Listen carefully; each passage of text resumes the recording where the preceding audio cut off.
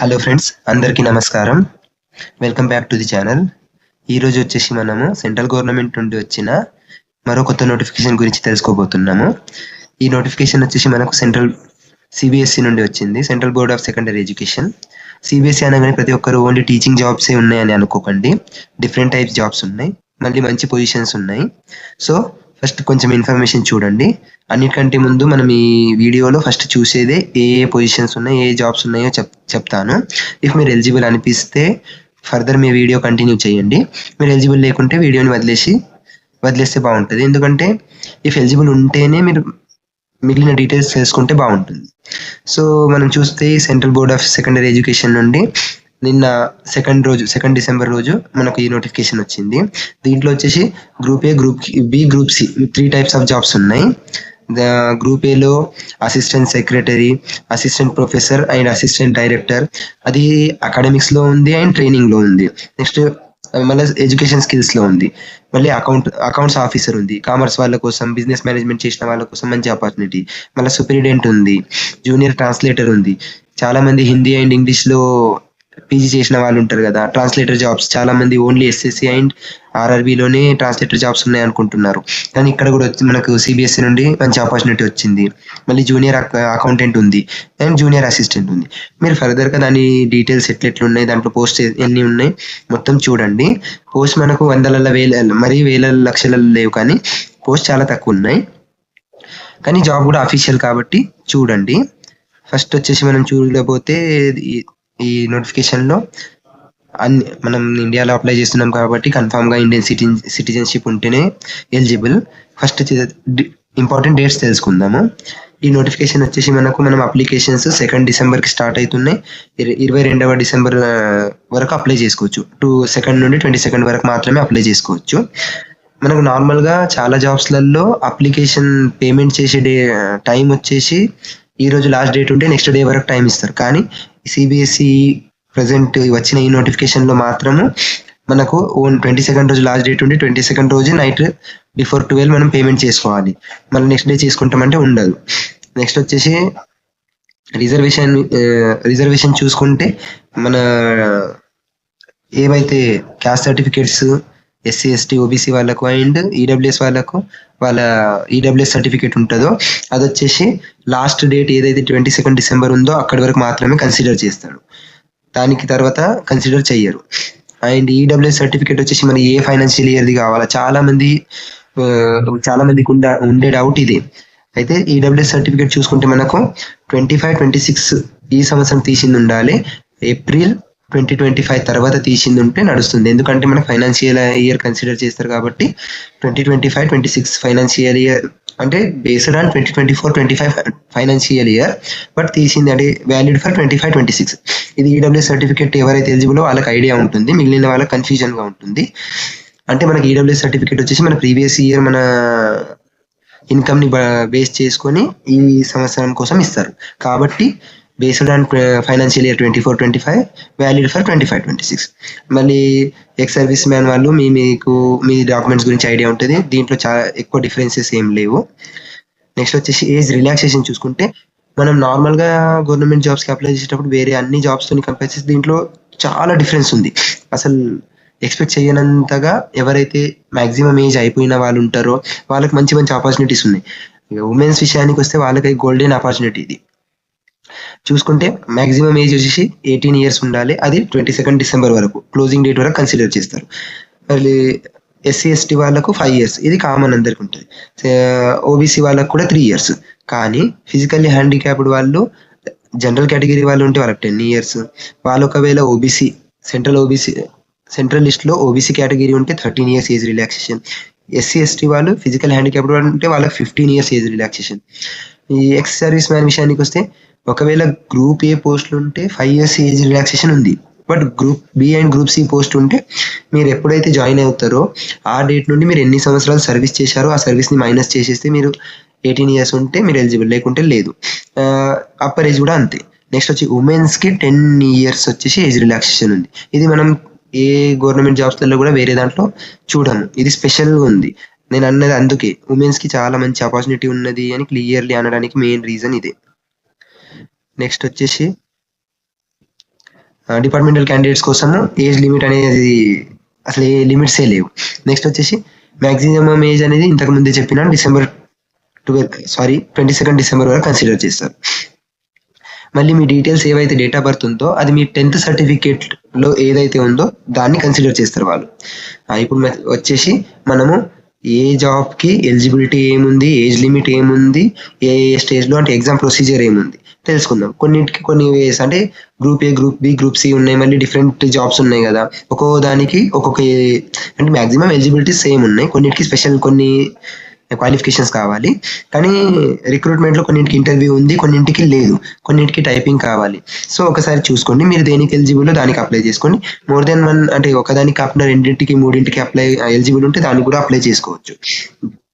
First చూసుకుంటే assistant secretary, ఇది group A job. అయితే మరి దీనికోసం మీకు కావాల్సిన క్వాలిఫికేషన్ ఏంటంటే బ్యాచిలర్స్ డిగ్రీ ఉంటే సరిపోతుంది. మరి బ్యాచిలర్స్ డిగ్రీ అనేది పర్టికులర్గా ఏదన్నా ఏమంటారు పర్టికులర్ ఈ కోర్స్ నుండి ఆ కోర్స్ నుండి కావాలన్నా అంటే అలా ఏం లేదు. మీరు బ్యాచిలర్స్ డిగ్రీ ఏ యూనివర్సిటీ అయినా పర్లేదు కంప్లీట్ చేస్తే సరిపోతుంది.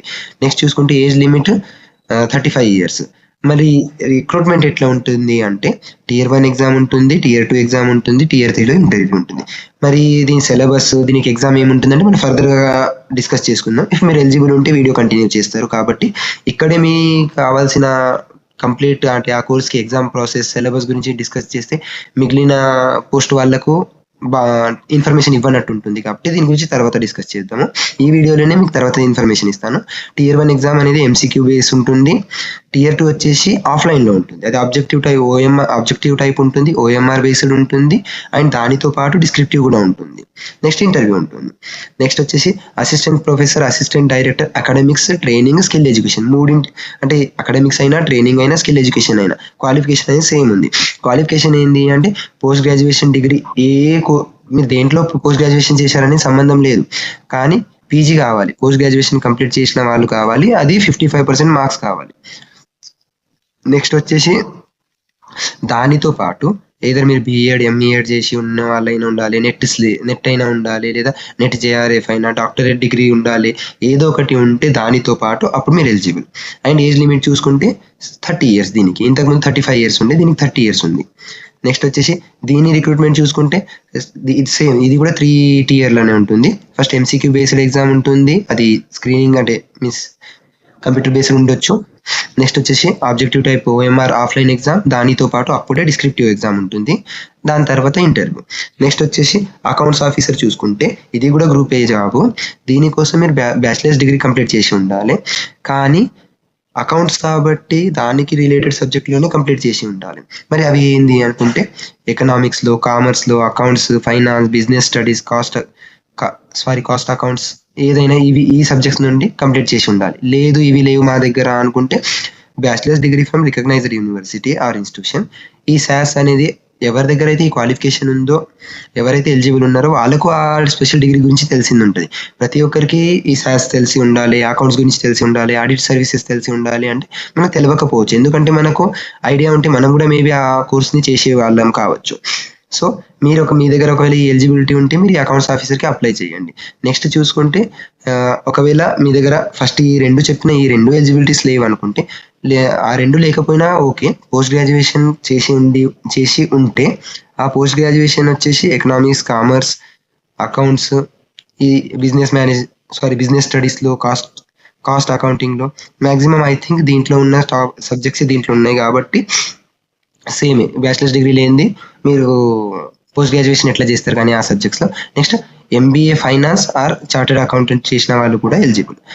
దీంతో పాటు మ్యాండేటరీగా కావాల్సింది ఎక్స్పీరియన్స్ కావాలి. ఇది చూసుకోండి, ఎందుకంటే చాలా మంది బ్యాచిలర్స్ డిగ్రీ చేసి ఉంటారు కానీ ఎక్స్పీరియన్స్ అనేది ఉండదు ఈ ఫీల్డ్లో. మళ్ళీ field of investigation, fund management, సెక్యూరిటీస్లో కూడా ఎక్స్పీరియన్స్ కావాలి. ఇది చాలా అంటే చాలా మెయిన్ పాయింట్.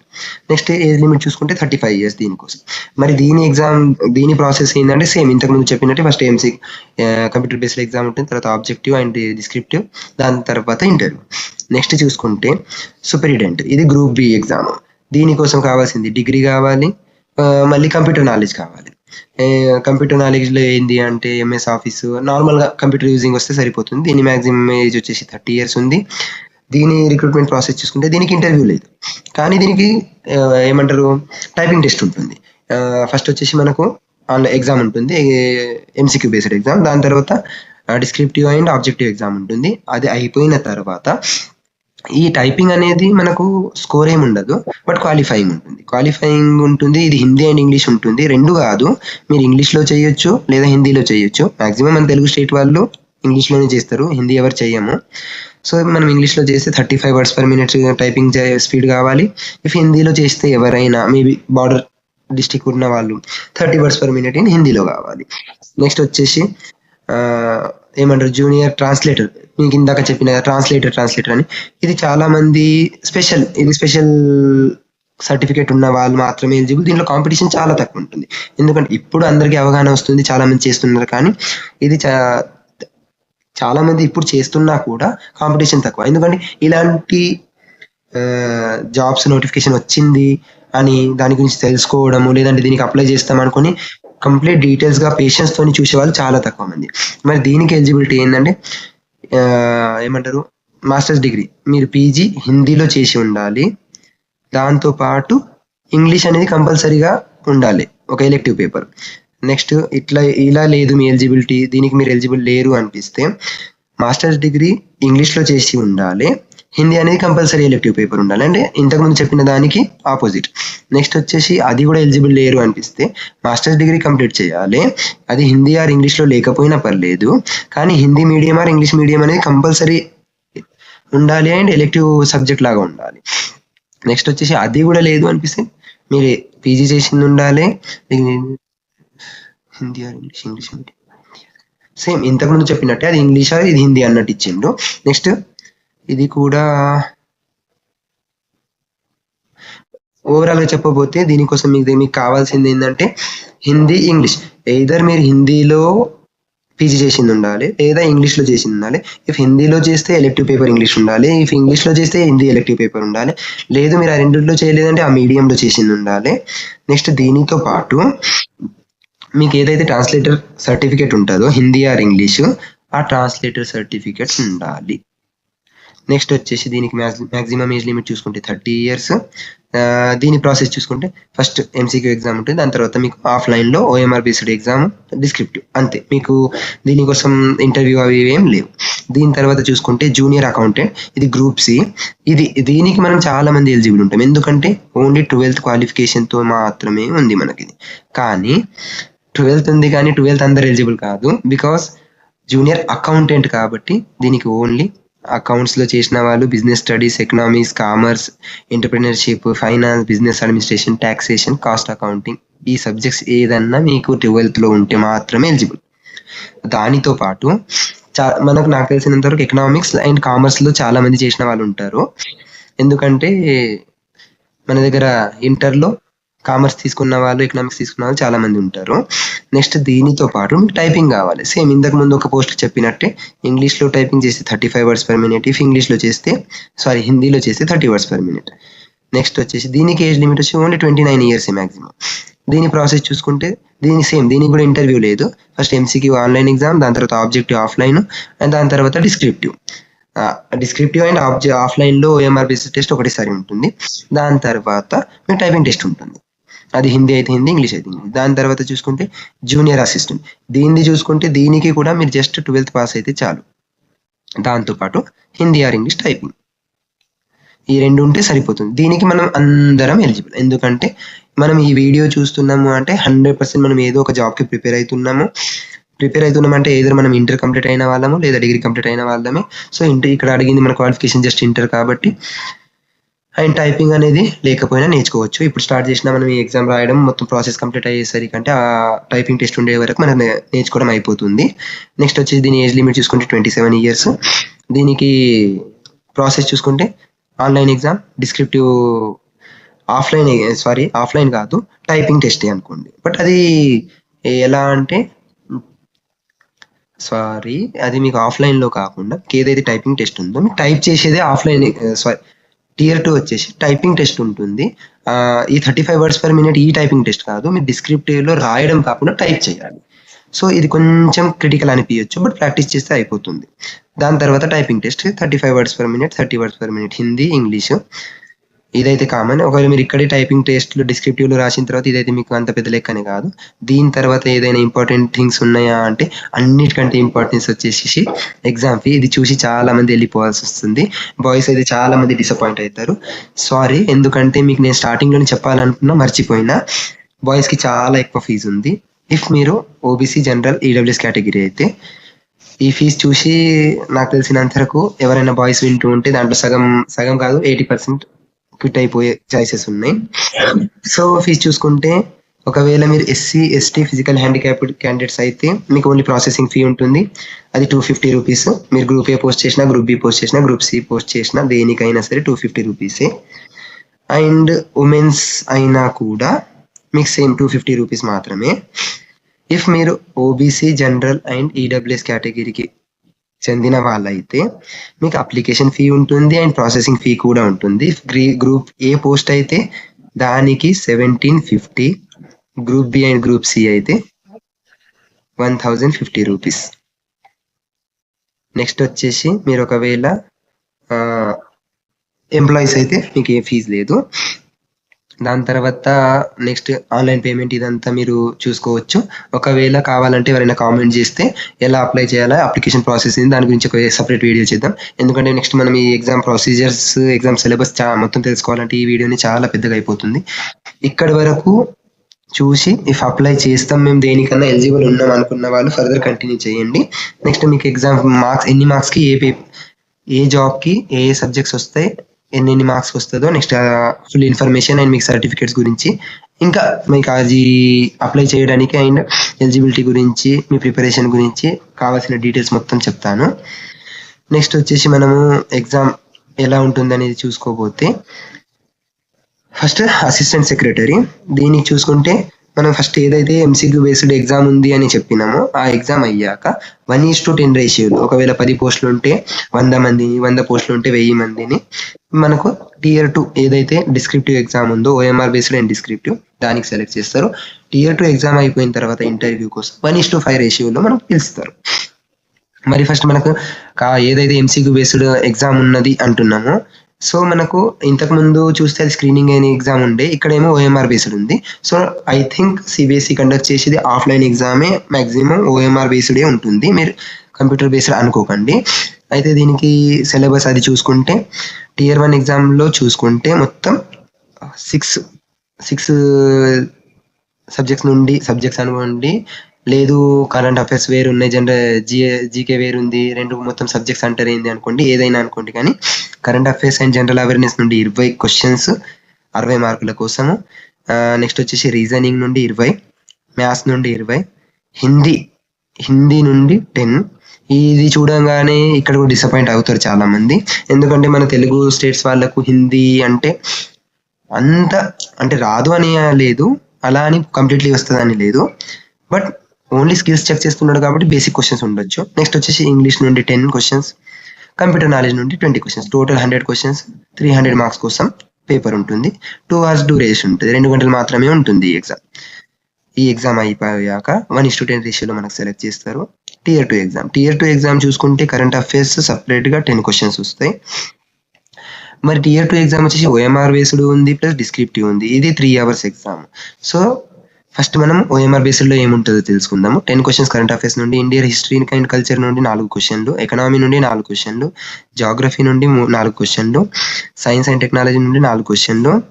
ఇది ఏదైతే పబ్లిక్ అడ్మినిస్ట్రేషన్, మేనేజ్మెంట్ దాని ఇష్యూస్, దాని కాన్సెప్ట్స్ ఏ ఉంటాయి దాని నుండి 8 questions, Indian constitution and polity దాని నుండి 8 క్వశ్చన్లు, ఇంగ్లీష్ లాంగ్వేజ్ గురించి 8 క్వశ్చన్. ఇది మొత్తం కలిపి 50 క్వశ్చన్ల కోసం 1:3 ఒక క్వశ్చన్కి 3 మార్కులు. ఇది ఓఎంఆర్ బేస్డ్ ఎగ్జామ్ ఉంటుంది. డిస్క్రిప్టివ్లో కరెంట్ అఫైర్స్ నుండి 4, ఇందాక చెప్పిన ప్రతి దాని నుండి 4 క్వశ్చన్లు అండ్ ఇంగ్లీష్ నుండి 2 క్వశ్చన్లు మాత్రమే ఉంటాయి. ఇది 30 క్వశ్చన్లు ఉంటాయి మనకు, టోటల్ 150 మార్క్స్ కోసం, అంటే 1:5 30 × 5 150 మార్క్స్ కోసం డిస్క్రిప్టివ్ ఉంటుంది. దీని తర్వాత ఎవరైతే దీంట్లో మంచి స్కోర్ చేస్తారో 1:5 రేషియోలో మనకి ఇంటర్వ్యూ కోసం పిలుస్తారు. ఫైనల్ మెరిట్ లిస్ట్ వచ్చేసి ఏదైతే టియర్ 2 స్కోర్ ఉంటుందో ఆ స్కోర్ ప్లస్ ఈ ఇంటర్వ్యూ లో వచ్చే స్కోర్. ఇంటర్వ్యూ 50 మార్క్స్ కోసం ఉంటుంది. 2 కలిపి ఫైనల్ మెరిట్ లిస్ట్ వస్తుంది. దీని తర్వాత మీకు ఇదొకటి ఫస్ట్‌ది కంప్లీట్ డీటెయిల్‌గా చెప్పినాను. ఒకవేళ సేమ్ ఉంటే నెక్స్ట్ ఫర్దర్ దాంట్లో స్పీడ్‌గా వెళ్ళిపోదాము. Next assistant professor, assistant director, academics, training, skill education, ఏ ఫీల్డ్ అయినా పర్లేదు ఈ మూడింటికి. టియర్ 1 చేసే exam same 100 questions, 300 marks, current affairs, reasoning, maths, Hindi, English, basic computer same ఇంతకుముందు ఉన్నట్టే ఉంటుంది. 100 క్వశ్చన్స్, 300 మార్క్స్, 2 అవర్స్ ఎగ్జామ్. దీనిలో క్వాలిఫై అయిన వాళ్ళకు 1:10 రేషియోలో సెలెక్ట్ చేసి మెయిన్స్ ఎగ్జామ్ కోసం. మెయిన్స్ ఎగ్జామ్లో ఇక్కడ చూసుకుంటే కొంచెం వేరియేషన్ ఉంది. కరెంట్ అఫైర్స్ నుండి 30 క్వశ్చన్స్, డిస్క్రిప్టివ్ రైటింగ్ ఏం లేదు. జనరల్ స్టడీస్ నుండి 30 క్వశ్చన్స్, దీన్ని కూడా రైటింగ్ ఏం లేదు. రీజనింగ్ అండ్ మ్యాథ్స్ నుండి 20 క్వశ్చన్స్, రైటింగ్ ఏం లేదు. ఎన్ఈపి నేషనల్ ఎడ్యుకేషన్ పాలసీ అని సిఎఫ్ ఇది ఏందో నాకు కూడా ఐడియా లేదు. నెక్స్ట్ మనం సిలబస్ చూస్తే ఒకవేళ ఐడియా ఉంటుంది. 30 క్వశ్చన్స్, 30 మార్క్స్. ఎడ్యుకేషన్ సిస్టమ్ గురించి ఆబ్జెక్టివ్లో ఏం రాదు, కానీ డిస్క్రిప్టివ్లో 6 క్వశ్చన్స్ వస్తాయి, 60 మార్క్స్. ఒక క్వశ్చన్ 10 మార్కుల కోసం 60 మార్కులకు రాయాలి. కంప్లీట్ మెయిన్స్ పేపర్ వచ్చేసి మీకు 100, 10 + 60, 170 మార్కులకు ఉంటుంది. దీని తర్వాత 30 మార్కుల కోసం ఇంటర్వ్యూ. టోటల్ 200 మార్క్స్ తోని మీకు ఫైనల్ మెరిట్ లిస్ట్ వస్తుంది. నెక్స్ట్ అకౌంట్స్ ఆఫీసర్ చూసుకుంటే మీకు దీని సెలెక్షన్ వచ్చేసి ప్రతి దాంట్లో చెప్పనిగా ప్రిలిమ్స్ లో వచ్చేసి సో ఏదైతే టియర్ 1 ఉందో దాంట్లో 1:10, ఏదైతే టియర్ 2 ఉందో దాని తర్వాత 1:5 లో ఇంటర్వ్యూకి, ఇఫ్ మీకు ఇంటర్వ్యూ ఉంటే. నెక్స్ట్ వచ్చేసి చూసుకుంటే అకౌంట్స్ ఆఫీసర్, దీనికి current affairs and general awareness నుండి 20 questions, reasoning 20 questions, maths 20 questions, Hindi 10 questions, English 10 questions. ప్రతి దానికి ఇంతే ఉంది అనుకోకండి, కొన్నిటికి చేంజ్ ఉంది కాబట్టి నేను ప్రతి దాన్ని సపరేట్ గా చెప్తున్నాను. వాళ్ళు కూడా సపరేట్ గా మెన్షన్ చేసి మరి ఇచ్చారు. మీకు చెప్తున్నది నేను ఇది అఫీషియల్ వచ్చిన నోటిఫికేషన్. కంప్యూటర్ నాలెడ్జ్ నుండి 20 క్వశ్చన్స్, 100 క్వశ్చన్లు, 300 మార్కులు, 2 అవర్స్ ఎగ్జామ్. నెక్స్ట్ మెయిన్స్ చూసుకుంటే ఇక్కడ చూడండి ఎంత డిఫరెన్స్ ఉందో. ఇక మీరు ఎవరైతే ఆ ఫీల్డ్ వాళ్ళు ఉన్నారో మీకు ఇది క్లియర్లీ తెలుసు. మీ ఎకనామిక్స్, అకౌంట్స్, ఫైనాన్స్ నుండి 20 క్వశ్చన్లు, current affairs and general awareness నుండి 15 questions, Indian constitution, polity, ethics, integrity, ఇది మొత్తం కలిపి 15 క్వశ్చన్లు. ఇది మొత్తం 50 క్వశ్చన్లు ఆబ్జెక్టివ్ ఉంటుంది. 1:3 మొత్తం 150 మార్క్స్ కోసం ఈ ఆబ్జెక్టివ్ పేపర్ ఉంటుంది. అండ్ మీరు డిస్క్రిప్టివ్ చూసుకుంటే ఏదైతే మీ సబ్జెక్ట్ ఉందో ఆ 8 క్వశ్చన్లు 40 మార్కులు. నెక్స్ట్ కరెంట్ అఫైర్స్ ఏది జనరల్ టాపిక్స్ ఉన్నాయి దాని నుండి 8 క్వశ్చన్లు 40 మార్కులు. నెక్స్ట్ ఈ పాలిటీ, ఎథిక్స్ ఇది ఉందో దీని నుండి 8 క్వశ్చన్లు 40 మార్కులు. నెక్స్ట్ ఏదైతే హిందీ ఆర్ ఇంగ్లీష్ మీ ఇష్టం, ఇంగ్లీష్ చూసుకుంటే ఇంగ్లీష్ చూస్ చేసుకోండి. హిందీ అయితే హిందీ. ఇస్సే రైటింగ్ వచ్చేసి 2 క్వశ్చన్స్ 30 మార్క్స్. టోటల్ 150 మార్క్స్ కోసం డిస్క్రిప్టివ్ ఉంటుంది, 150 మార్క్స్ కోసం ఆబ్జెక్టివ్ ఉంటుంది. అండ్ ఇంటర్వ్యూ వచ్చేసి 50 మార్కుల కోసం ఉంటుంది. ఓవరాల్ ఫైనల్ మెరిట్ వచ్చేసి tier 2 plus interview. Next superintendent చూసుకుంటే current affairs 20 questions, reasoning 20, arithmetic 20, Hindi 10. Same ఇది అది ఇంతకు ముందు లాగానే ఉంది. 100 క్వశ్చన్స్, 300 మార్క్స్. టియర్ 2 లో చూసుకుంటే current affairs 10 questions, history 10, economy 4, geography 4, science technology 4, ఏదైతే అడ్మినిస్ట్రేషన్ అండ్ మేనేజ్మెంట్ 8 క్వశ్చన్లు, మన కాన్స్టిట్యూషన్ అండ్ పాలిటీ నుండి 8 క్వశ్చన్లు, ఇంగ్లీష్ నుండి 8 క్వశ్చన్లు, మొత్తం 50 క్వశ్చన్లు, 150 మార్కులు. డిస్క్రిప్టివ్ కూడా ఉంది, ప్రతి దాని నుండి 4 ఉన్నాయి. ఇంగ్లీష్ నుండి 2 క్వశ్చన్లు, మొత్తం 30 క్వశ్చన్లు, 150. ఇది కూడా 300 మార్కుల కోసం ఫైనల్ తీస్తారు. దీనికి ఇంటర్వ్యూ ఏం లేదు. నెక్స్ట్ జూనియర్ ట్రాన్స్లేటర్ కోసం చూసుకుంటే సేమ్ రీజనింగ్ సేమ్ ఉంది. టియర్ 1 వచ్చేసి 100 క్వశ్చన్లు, 300 మార్కులు. మెయిన్స్ చూసుకుంటే జనరల్ నాలెడ్జ్, కరెంట్ అఫైర్స్ దాని నుండి 15 క్వశ్చన్లు, మ్యాథ్స్ అండ్ రీజనింగ్ చూసుకోండి 15 క్వశ్చన్లు, Hindi and English literature, history దీని గురించి ఎందుకంటే మీరు ట్రాన్స్లేటర్ లాగా చేస్తున్నారు కాబట్టి దాని నుండి 20 క్వశ్చన్స్, 50 క్వశ్చన్లు, 50 మార్కులు. డిస్క్రిప్టివ్ జనరల్ టాపిక్ నుండి 6. మీరు ఏదైతే టాపిక్ చూస్ చేసుకున్నారో హిందీ, ఇంగ్లీష్ ట్రాన్స్లేటర్ దాని గురించి దాని నుండి 24 క్వశ్చన్స్, 120 మార్కులు. మీరు ఆల్రెడీ సర్టిఫికేట్ కోర్స్ చేసి ఉంటారు కాబట్టి దాని కంప్లీట్ డీటెయిల్స్ మీకు ఐడియా ఉంటాయి. అక్కడి నుండి మీరు 120 మార్క్స్ కోసం ఎగ్జామ్ రాస్తున్నారు. సో మీకు ఆ కోర్ నాలెడ్జ్ ఉంటే చాలా యూజ్ అవుతుంది. అది మీ సెలెక్షన్కి ఆయుధం లాగా మారుతుంది. 300 మార్క్స్ కోసం టియర్ 2 ఉంటుంది, దాని నుండి మీ మెరిట్ తీస్తారు. నెక్స్ట్ జూనియర్ అకౌంటెంట్ టియర్ 1 దీన్ని కూడా సేమ్ ఉంది. 100 questions, 300 marks, 2 hours exam. Mains చూసుకుంటే కొంచెం వేరియేషన్ ఉంది స్కోర్స్లో, అది ఒకసారి చూడండి మీరు. నెక్స్ట్ ఏమైనా చేంజెస్ ఉంటే చూద్దాము. జూనియర్ అసిస్టెంట్ కోసం సేమ్ ప్రిలిమ్స్ ఎగ్జామ్ అన్నిటికీ సేమ్ ఉన్నట్టు అనిపిస్తుంది. ఒక్కదానికో రెండుకి డిఫరెన్స్ ఉంది. నెక్స్ట్ చూసుకుంటే డిస్క్రిప్టివ్ ఉంది దీనికోసం, మీకు ఇందాకని చెప్పిన. దీనికి చూసుకుంటే ఇస్సే రైటింగ్ ఉంది, అది ఒక క్వశ్చన్ 50 మార్కులు. నెక్స్ట్ అప్లికేషన్ లెటర్ రైటింగ్ ఉంది, ఇది కూడా ఒక క్వశ్చన్ 50 మార్కులు. నెక్స్ట్ ప్రిసైజ్ రైటింగ్ ఉంది, ఇది ఇంగ్లీష్లో మాత్రమే రాయాలి, 2 క్వశ్చన్లు 50 మార్కులు. మొత్తం 150 మార్కుల కోసం ఈ డిస్క్రిప్టివ్ పేపర్ ఉంది. ఇది 2 గంటల 15 నిమిషాలు డిస్క్రిప్టివ్ ఉంది. నెక్స్ట్ చూసుకుంటే మీకు ఇందాక చెప్తూ ఉంటే ప్రిలిమ్స్ పేపర్లకు చాలా వాటికి సేమ్ క్వశ్చన్ పేపర్ ఉన్నది అనిపించింది. అలా ఏ ఎగ్జామ్స్ అయితే సేమ్ ఉందో వాటిని అన్నింటినీ గ్రూపింగ్ చేసి వాటన్నిటికీ మీకు ఒకటే ఎగ్జామ్ కిందకి కన్సిడర్ చేస్తారు. ఒకటే పేపర్ ఉంటుంది. మీరు ఒకవేళ 2ంటికి 3ంటికి ఎలిజిబుల్ ఉండి 3ంటికి అప్లై చేస్తే 3 జాబ్ల కోసం మీరు ఒకటే పేపర్ రాస్తారు. కట్ ఆఫ్ వచ్చేసి మీకు డిఫరెంట్ దానికి కన్సిడర్ చేస్తాం. మన ఎస్ఎస్సిలో సెలక్షన్ పోస్ట్ ఎలాగైతే గ్రాడ్యుయేషన్ లెవెల్ అన్నింటి కోసం ఒకటే ఎగ్జామ్ రాసి అన్ని పోస్టులకు కట్ ఆఫ్ డిఫరెంట్ వస్తుందో సేమ్ ప్రిలిమ్స్ రాస్తారు, అన్నింటికి డిఫరెంట్ కట్ ఆఫ్ వస్తుంది. దానిలో సెలెక్ట్ అయిన వాళ్ళకు మెయిన్స్ కోసం వెళ్తారు. మెయిన్స్లో కూడా ఏ దానికైనా సేమ్ పేపర్ ఉంటే అప్పుడు దాన్ని కూడా సేమ్ గ్రూపింగ్ చేస్తారు. నెక్స్ట్ ఏముంది అంటే మీరు ఒకవేళ దేనికైనా అప్లై చేయాలి అనుకోండి, సపరేట్ పోస్టులకు అప్లై చేసి సపరేట్గా అప్లికేషన్ పెట్టాలి. మీరు ఒకదానికి అప్లై చేసుకొని అన్నిటికీ నేను అదే రాస్తా అంటే కుదరదు. నేను ఏదైతే చెప్పినో మెయిన్స్ ఎగ్జామ్ ఒకవేళ సేమ్ ఉంటే రెండింటిని గ్రూపింగ్ చేస్తారు అని చెప్పినో అది దేనికి అప్లై కాదు అని ఇచ్చిందో. Only assistant professor, assistant director, academics, training and skill education ఏదైతే ఉందో దానికి మాత్రమే గ్రూపింగ్ చేస్తారు. ఇది తప్ప ఇంకేం లేదు. ఇంకొకటి మీ ఎగ్జామ్ ఏ లాంగ్వేజ్లో ఉంటుంది అని చూస్తే సెంట్రల్ గవర్నమెంట్ ఎగ్జామ్ కాబట్టి హిందీ అండ్ ఇంగ్లీష్లోనే ఉంటుంది. మీన్స్ రైల్వే ఎగ్జామ్ కూడా సెంట్రల్ గవర్నమెంట్ ఎగ్జామ్, అది తెలుగులో కూడా ఉంది, అలా అదేం లేదు. బట్ ఈ ఎగ్జామ్ వచ్చేసి మనకు ఓన్లీ హిందీ ఇంగ్లీష్లో మాత్రమే ఉంటుంది. నెక్స్ట్ వచ్చేసి ఎగ్జామ్ పేపర్ లెవెల్ చూసుకుంటే అసిస్టెంట్ సెక్రటరీ కోసం Tier 1 గ్రాడ్యుయేషన్, అన్నింటికి Tier 1 వచ్చేసి మనకు గ్రాడ్యుయేషనే ఉంటుంది. ఓన్లీ మనకి ఏ జాబ్లోకి అయితే ఇంటర్ క్వాలిఫికేషన్ ఉందో దానికి మాత్రమే secondary education 10th level, inter level అట్లా ఉంటుంది. దాని తర్వాత మెయిన్స్ ఎగ్జామ్లో చూసుకుంటే మన పొజిషన్ బట్టి ఉంది, ఇది చూసుకోండి ఒకసారి. ఇంకేదైనా ఫర్దర్ ఇన్ఫర్మేషన్ కావాలి అంటే కామెంట్ చేయండి, డెఫినెట్గా నేను మీకు ఆన్సర్ ఇవ్వడానికి ట్రై చేస్తాను. అన్నిటికంటే ఇంపార్టెంట్ మన ఎగ్జామ్ సిటీస్, మనకు కావాల్సిన ఎగ్జామ్ సిటీ అనేది వస్తుంది అని నమ్మకం పెట్టుకోకండి. బట్ మీరు ప్రిఫరెన్స్ పెట్టిన దాంట్లోనే వస్తుంది. ఒక బ్యాడ్ న్యూస్ ఏంటంటే దీంట్లో మన Telangana and Hyderabad centre mention చేసింది లేదు. మరి హైదరాబాద్ సెంటర్ ఉంటుందో లేదో అనేది కూడా నాకు తెలియదు. దీంట్లో మెన్షన్ లేదు కాబట్టి 99% ఉండదు. సో మనం వెళ్ళి ఆంధ్రప్రదేశ్లో విజయవాడలో, లేదా కర్ణాటక బెంగళూరు, తమిళనాడులో చెన్నై, కేరళలో తిరువనంతపురం, లేదా మహారాష్ట్ర బార్డర్ సైడ్ ఉన్న వాళ్ళు పూణే, ఈ మన నియర్ బై స్టేట్లలో వెళ్ళి రాయాల్సి వస్తుంది. ఇది కూడా మనం ప్రిఫరెన్స్ పట్టుకొని పెట్టిన దాని ప్రకారం 100% ఫస్ట్ ప్రిఫరెన్సే వస్తుందా అంటే మనం పెట్టుకున్న ప్రిఫరెన్స్కి అప్లికేషన్స్ ఎన్ని ఉన్నాయి, వాళ్ళు అక్కడ కండక్ట్ చేయగలుగుతున్నారా లేదా దాని మీద డిపెండ్ అయి ఉంటుంది. ఒకవేళ కానీ మినిమం కావాల్సిన ఎంతమంది కావాలో అంతమంది ఉంటే వాళ్ళు అక్కడ కండక్ట్ చేస్తారు, లేకుంటే వాళ్ళ సెంటర్ ఎక్కడిస్తే అక్కడ వెళ్ళి రాయాల్సి వస్తుంది. నెక్స్ట్ వచ్చేసి మెయిన్స్ అండ్ ఇంటర్వ్యూ కోసం వాళ్ళు ఏ సిటీ ఇస్తే అక్కడ వెళ్ళి రాయాలి.